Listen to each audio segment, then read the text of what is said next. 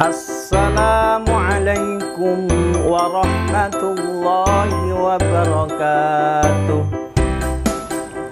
Anak-anakku semua yang saya cintai semua, alhamdulillah pada kesempatan kali ini Pak Sodikin akan melanjutkan materi yaitu bab 4 tentang wudhu dan tayamum. Oleh karena itu mari sebelum kita melanjutkan materi ini kita membaca basmalah bersama-sama. Bismillahirrahmanirrahim. Nah, anak-anakku semua yang saya cintai semua, bahwa ketika kita mau sholat, kita mau membaca Al-Quran, kita harus wudhu dulu. Ayo, siapa yang tahu apa wudhu itu? Yuk, ada enggak? Pasti udah pernah wudhu dan sudah pernah berkali-kali wudhu. Nah, anak-anak, wudhu itu adalah apa? Wudhu itu adalah kita bersuci dari hadas kecil. Dari hadas kecil. Jadi kalau kita mau sholat, kita harus diwajibkan untuk wudhu. Guna apa? Menghilangkan hadas kecil. Nah, berwudhu juga harus dengan air yang bersih dan suci. Jadi nggak sembarangan air bisa untuk berwudhu. Syaratnya adalah air itu harus suci. Nah, anak-anakku yang saya cintai semua, sebelum kita wudhu kita harus tahu ilmunya. Loh, apa ilmunya? Yaitu kita harus tahu rukunnya wudhu. Siapa yang tahu ada berapa rukun wudhu? Pasti ada yang tahu, anak-anak. Nah, rukun wudhu yang harus kita kerjakan, yang wajib kita kerjakan adalah ada 6, anak-anak. Yang pertama apa? Niat. Jadi sebelum kita membasuh muka, kita niat. Bagaimana niatnya? Niat insun, saya wudhu untuk menghilangkan hadas kecil, atau nawaitul wudhu'a li raf'il hadasil ashari fardhalillahi ta'ala. Kemudian yang kedua, anak-anak, setelah kita niat, kita membasuh muka, anak-anak. Gimana cara membasuh muka? Nah, semuanya rata, ya. Semuanya rata dari sini sampai sini. Kemudian nomor 3, setelah membasuh muka, membasuh kedua tangan sampai siku. Contoh nih Pak Sodikin. Nah, dibasuh semua anak-anak. Ini ya, harus sampai siku, sampai siku. Nggak boleh cuma gini ya. Jadi ketika kita membasuh tangan harus sampai siku semua. Kemudian yang keempat, anak-anak, mengusap sebagian kepala. Misalnya nih, kalau Pak Sodikin mau wudhu harus dilepas. Nah, gini ya. Jadi mengusap sebagian kepala, nggak usah membasuh air diginikan, tapi hanya mengusap.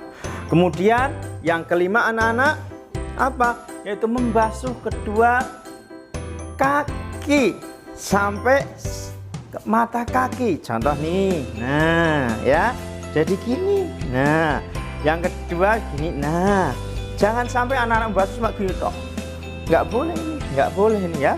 Ini bukan membasuh, mengusap atau membasahi. Kemudian yang terakhir, anak-anak, apa rukun wudhu?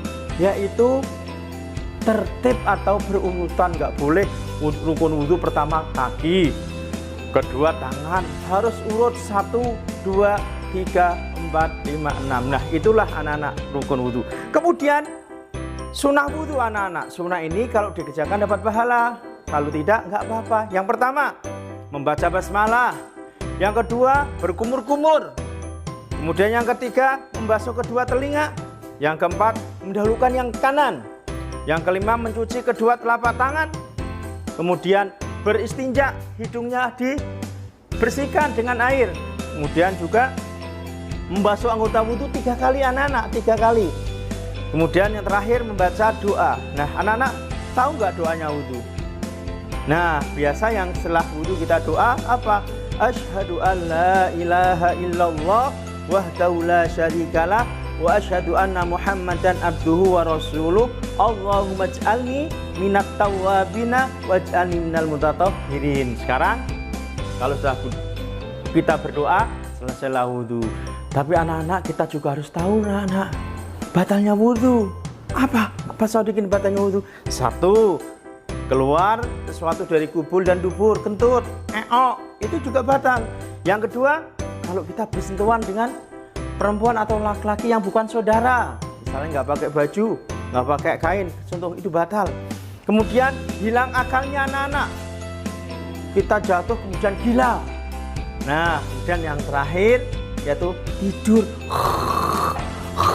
Nah, itu batal anak-anak. Nah, itulah ilmu sekitar wudu. Nah, sekarang kalau wudunya udah pinter, kita akan bicara masalah tayamum anak-anak. Apa sih Pak Sodikin tayamum? Anak-anak, tayamum itu adalah pengganti wudu. Pengganti wudu apa? Karena tidak ada air, syaratnya nggak ada air. Yang dua sakit, ya, apabila kena air tambah sakitnya. Yang ketiga karena dalam perjalanan jauh di pesawat atau di kereta, nah itu boleh tayamum. Tata caranya gimana anak-anak? Satu, niat tayamum. Yang kedua membaca basmalah. Yang ketiga meletakkan debu di tangan dengan tangan suci. Contohnya ini. Nah, kemudian yang kedua terus gini. Nah, mukanya hanya satu kali aja. Kemudian yang ketiga, set gini lagi. Kemudian tangan kanan diusap, set sampai sini. Setelah ini baru kiri lagi kiri. Nah, set.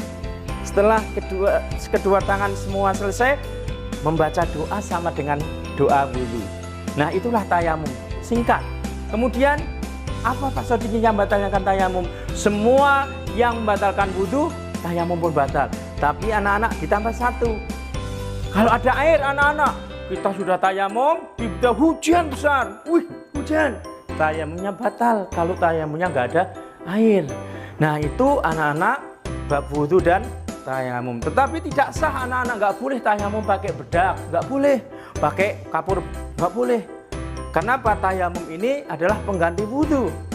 Nggak boleh tayamum ini sembarangan. Terima kasih. Nah, inilah anak-anak seputar wudu dan tayamum. Mudah-mudahan bisa bermanfaat bagi anak-anak. Terima kasih. Wassalamualaikum warahmatullahi wabarakatuh.